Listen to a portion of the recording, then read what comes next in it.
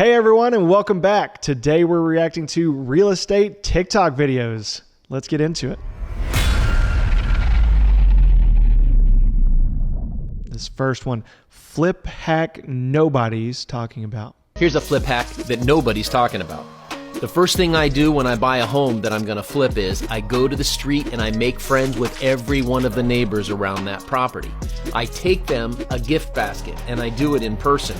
I also give them my personal cell phone number and my personal email address because I want them to know that I understand that me flipping this house is going to be a little bit of a disruption on the street.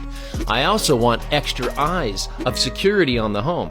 And the other thing is that neighbor may end up finding a buyer for you or helping you find a buyer when it comes time to actually sell the home. So make friends with all of the neighbors around the property that you wish to flip. Wow, yeah, I actually really like that advice. I've not been that proactive on flip houses, to be really honest. I've usually waited for neighbors to confront me if there's an issue and then resolve it from there. I can see how it would be drastically beneficial to just confront that head on. There are going to be contractors in and out of that house. Those contractors are likely to do something that will annoy a neighbor. They're going to be parking on the street. They're going to be, tearing a roof off, digging in the yard, making a bunch of noise, making a mess. You can get some neighbors that are upset, and rightfully so.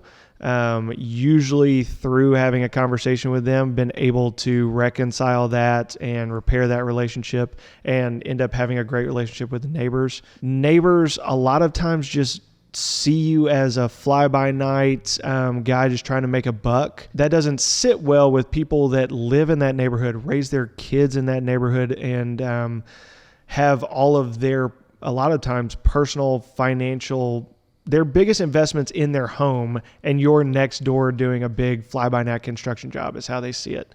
So I have delivered gift baskets to neighbors after the house is done, let them know that, hey, we just set a new record for price per square foot in this area. Thank you for being a great neighbor through this experience. But yeah, I think I will try this out on the next one. I'll do that on the front end. Normally, I'm not a big fan of giving out my contact information because there's a lot of crazy people out there and people that will use that contact information too often and let you know too much information. But honestly, it's better to have too much in these situations where you have a lot of your financial capital tied up in a job site that you can't be at all the time. It is nice to have those extra set of eyes. So I really like that advice. I'm going to try that out. Next. All right, here we go. Time saver right here is what it's called. If you're rolling carpet, instead of duct taping it, cut a strip here, 2 little slits underneath. Take this, wrap it under here. Now you have a handle and it won't come undone.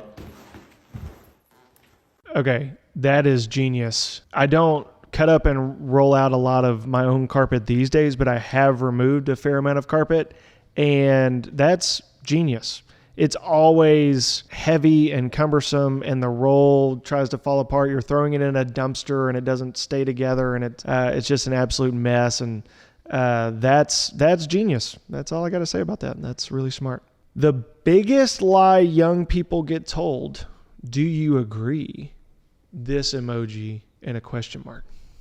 Let's find out. The biggest lie that young people get told is that when you're 18, 19, 20, that's when you're supposed to be having all your fun. You're supposed to go out and party and do all the fun stuff. It's when you have the most freedom. It's when you don't have as much responsibility. So you should go out and you should have fun. That is bullshit. When you're young, that is when you can do the most. When you can work the hardest, sleep the least, and focus on his future. Yeah, first of all, props to this guy. Looks like a young guy. Looks like he's, just from what I can see, maybe renovating this house on his own. He cut a couch in half, which is just at face value is awesome. And was doing a lot of his own kind of DIY renovation work, which is great. You should have fun in your 20s, but you should find a way to have fun all the time. You should also do all the things that they said. That is your time to figure out what you want to do with the rest of your life, is kind of how I see it and how I plan on telling my children to live their life. It's the time you can take the most risk If you want to start a business, it will never be easier than it will be in your 20s. If you want to find a spouse, it will never be easier than it is in your teens and your 20s. If you want to have kids, it will probably never be easier than when you're in your 20s. Everything in your life gets more complicated and difficult the older you get, as far as I can tell. Next. All right, here we go. Flipping houses isn't always rainbows and unicorns like HGTV may lead you to believe. You ever watch those house flipping shows? It's super cool, like being able to buy a nasty house, fix it up, and then sell it and make a bunch of money. But let me give you 3 huge dangers or pitfalls that people do, and then they lose a lot of money when they're doing it. Number 1, they just buy property based on gut, not based on math. So first thing, understand how to properly analyze a house flip. Yes, absolutely. Number 1, like you have to understand the math of your flip. It is a business at the end of the day, and you're in that business to make money. Through flipping a house, you're going to be risking a lot of your finances, your time, all of your resources will likely be at risk in that flip, and it can go incredibly well. And that's how people get into that business and stay in that business. It can also go really, really poorly. So understanding the math is vital. Find people in your area that can help you with this, because real estate agents can help you understand the purchase price and the ARV, the after repair value, your potential sales price. General contractors can help you with what the renovations you want to do are going to cost. You can talk to a lot of these resources that are around you. You have to go find them, but they can help you understand those numbers. Number 2, they overestimate what they can sell the property for. Yeah, real estate goes up and down, but what people do is they tend to think of what's the max amount I could possibly sell it for, and they run their numbers based on that. No, think conservatively. What's it likely going to sell for? And then go a little bit less than that. Be conservative with your after repair. Yeah, so number 2 kind of ties into number 1. It's like, know your math, right? Like, don't go into your flip being like, well, I saw this other house sell for the absolute insane over the moon price. Well, when you're pulling your comps, or when you're having an agent pull comps for you, what I like to do is look at all of the most recent sales, get as specific as you can within the closest distance radius, a quarter mile, a half a mile, within the most recent amount of time, within the last month, within the last 3 months. Get as specific as you can until you get down to maybe 3 to 5 comps, preferably about 5.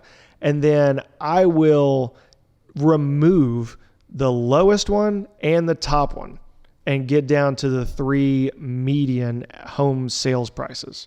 Unless I'm just doing an over-the-top renovation, which is a terrible idea.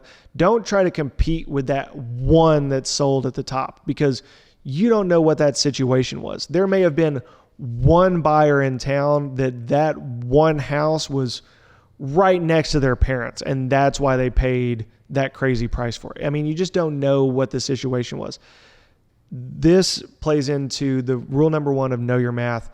Be conservative with that after repair value and that sales price, because then, hey, if it goes over that, that's just, cherry on the sundae.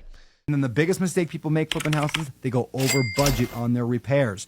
It's really easy to do, and if you don't have experience, it's going to take some time to get good at that, which is why it's really helpful to partner with someone else who's already flipped houses when you get into it, so you can learn their wisdom and don't make the same mistakes yourself. Kind of all just ties back into rule number 1 is know your numbers, right?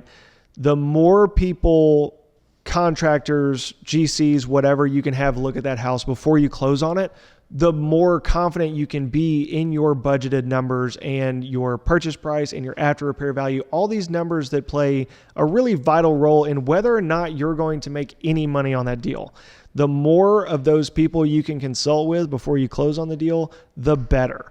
What I see happen sometimes is knowing your renovation budget is really hard, takes a lot of experience, or takes having a lot of specialty trades come in and give you quotes and estimates, right? What will happen on a flip is once you've closed on it, once you've started doing work, you end up at a place where now you're invested in it. The property's partially done and not really in a place where it can be sold. And you've gone over budget and spent all your money. And people get in a really tough spot where they're stuck. They're like, I don't have any more money to put into it. I can't sell it like it is. What do I do? That's not where you want to be. Next. All right, here we have flipping horror story. Let me tell you a horror story about a house I bought. I bought it and then I realized the house was literally falling off of the foundation. And we had to rebuild the entire basement foundation. And we had to rip the back half of the house off and do a new construction on the back. Went way over budget and way over timeline. Man, had to redo it all. Got new footers and new walls. But this is how it ended up. And after everything went wrong, we still made about $30,000 on this house. All right, well, it ended on a happy note. He ended up making money somehow. He probably got very lucky, and this house went for sale at like the peak of the market. If that renovation had ended up taking several more months and interest rates had gone up, he would have likely been stuck with his house, just trying to liquidate it to recoup some of his funds. That's one of the risks in house flipping, is that normally in years past, timing the market hasn't been that big of a deal. In the last 2 years, it's been a huge deal. I don't know if you're aware, but real estate's been all over the place. It's been like riding a roller coaster, right? So having these flips finish and sell at the right time has been vitally important for the success of the flipping business. It looks like he bought this house. I mean, it looks like a burnout. It looks like it had a significant fire. I see lots of new framing, and it looks black inside, like it's all covered in soot and charred. In the market that I'm in, the end sales price just almost never justifies the work and the time involved. Even if somebody gives you the house, it's hard to make any money on these deals. Judging by this, it looks like he's in a market where this house probably sold for quite a bit of money. So it made it worth doing all this work, and he was able to turn a profit, which is great. Next. All right, here we go. Landlord specials on repairs. Being a tenant is the best. Let's see what we got. It says each one gets worse, and it's absolutely true. Oh my God. Guys, outlet covers are like 39 cents. Please do not paint outlet covers along with the outlet and the switch. Oh my gosh. I've seen this and it makes me cringe. New fridge, they're just painting it.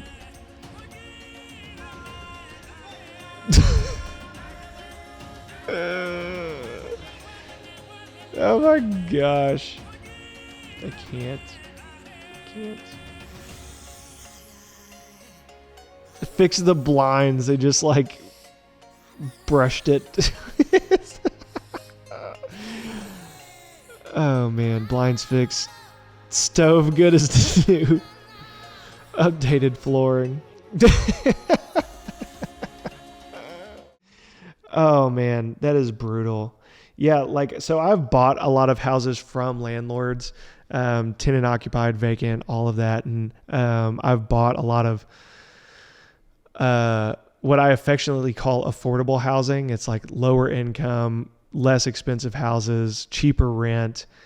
And some of these landlord fixes, I would like to say that this is all a joke, but there are people out there that will seriously do stuff like this. It's like the amount of, people think that the good stuff, the spray foam insulation, is just a go-to Band-Aid fix everything, would blow your mind. I think this is being satirical, but this is really happening out there. Let's do better as landlords, as real estate investors. Let's just do your numbers, make sure they work to where you can offer a quality place for somebody to live, and you don't have to just stick caulk on everything and the painting the fridge, new fridge, updated flooring. That's so funny. All right, that's all I've got for today. This was responding to real estate TikTok videos. Man, there's some wild stuff going on out there. There's also some really encouraging stuff. Some young people getting out there, getting after it. I hope it was helpful or entertaining to you guys. And I'll see you next time.